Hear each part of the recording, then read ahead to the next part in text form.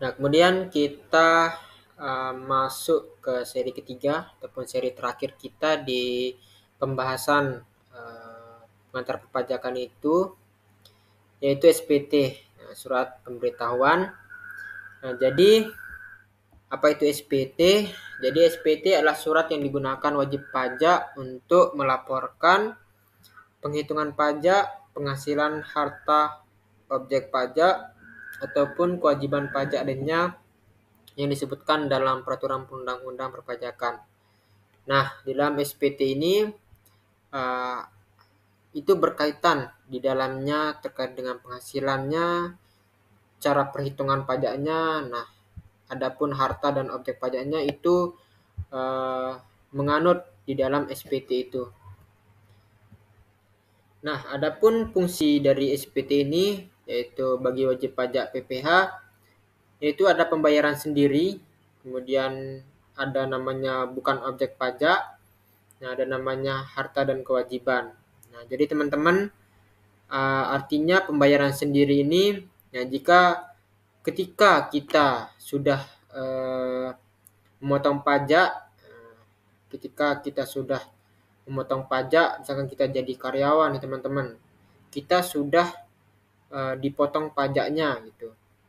Pembayaran sendiri ini artinya misalkan kita punya penghasilan di luar kerjaan kita gitu. Misalkan kita jadi karyawan, nah kita punya usaha di samping itu, baik jadi usaha UMKM dan lain-lain. Nah, kita harus menyandingkan gitu teman-teman.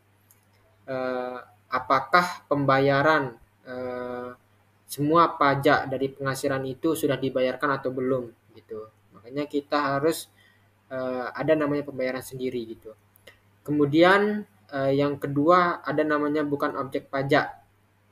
Nah, artinya bukan objek pajak ini kita harus tahu objek pajaknya itu misalkan apa aja gitu. Misalkan ada warisan, misalkan ada hibah ataupun beasiswa. Nah, apakah dari objek-objek pajak tersebut termasuk dalam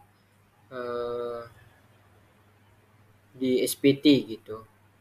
Kemudian ada namanya harta dan kewajiban.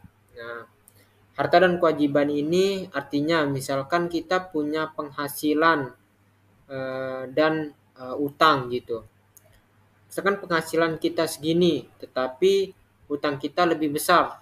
Nah, itu kan jadi keliru gitu dalam SPT ini. Makanya kita perlu dalam SPT ini untuk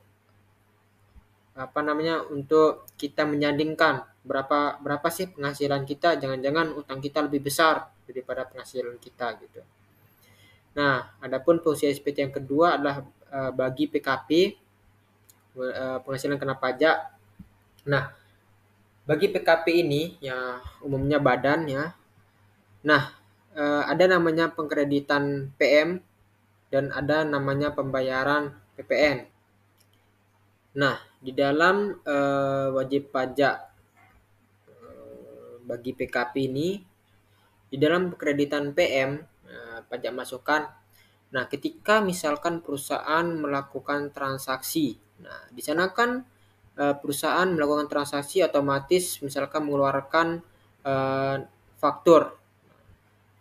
faktur, nah disandingkan dengan ketika dia menerima faktur ataupun pajak masukan. Nah, fungsi SPT ini adalah untuk mengatur data-data dari pajak masukan itu, dari faktur-faktur itu gitu. Adapun fungsi pembayaran PPN, pajak pertambahan nilai, artinya misalkan kira-kira dalam 1 bulan itu kita udah membayar PPN ini berapa gitu. Kita bisa melihat di fungsi SPT-nya gitu. Kita bisa melihat di SPT ini, oh kita membayar dalam 1 bulan ini kita bayar pajak misalkan 1 juta gitu. Nah, kita tahu jumlah nominal pajak yang kita bayarkan dalam 1 bulan gitu. Kemudian yang ketiga, fungsi SPT bagi pemotong ataupun pemungut.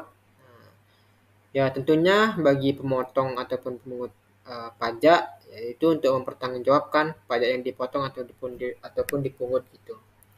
Misalkan teman-teman punya karyawan di sebuah perusahaan, dengan karyawan teman-teman misalkan 100, terus yang bayar pajak cuma 90.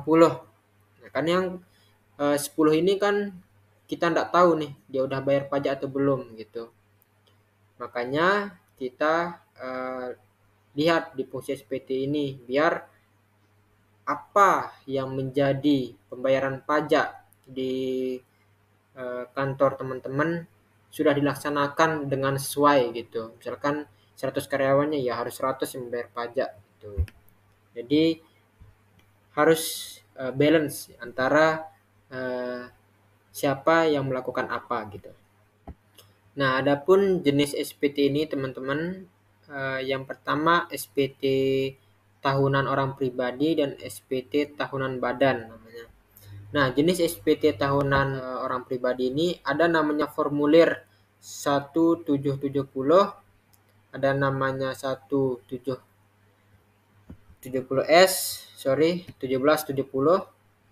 formulir 1770S dan formulir 1770SS namanya. Nah, bagi formulir 1770 ini adalah untuk wajib pajak yang bekerja tanpa ikatan kerja tertentu. Nah, artinya teman-teman punya usaha lah gitu.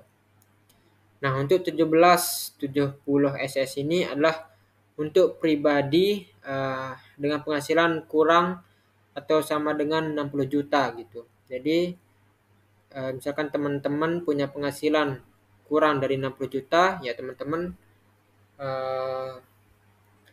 ambil formulir yang 1770 SS ini. 1770S ini yang di tengah. Nah, misalkan teman-teman penghasilannya lebih besar dari 60 juta, ya teman-teman harus ataupun teman-teman memakai formulir yang 1770 SS ini. Nah, adapun untuk badan ada namanya formulir 1771 dan 1771 dolar gitu. Nah, biasanya 1771 ataupun 1771 dolar ini bisa dilakukan oleh badan berbentuk CP ataupun PT gitu, teman-teman. Mungkin itu aja ya pembahasan dari saya. Ya, jadi teman-teman itu aja sedikit penjelasan dari saya. Kurang lebihnya mohon dimaafkan.